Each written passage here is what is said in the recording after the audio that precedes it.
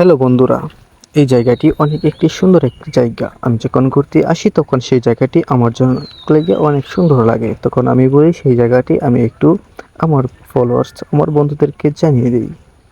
তো এই জায়গাটির জন্য কেন সুন্দর লাগে, হাওয়ার যখন চারিদিকে থাকে তখন হাওয়ারের মাঝখানে একটি রাস্তা থাকে, আর সেই রাস্তাটি অনেক সুন্দর লাগে। আশেপাশে কোনো গ্রাম নেই, সেই গ্রাম না থাকার কারণে কিন্তু এই জায়গাটা অনেক একটি সুন্দর লাগে।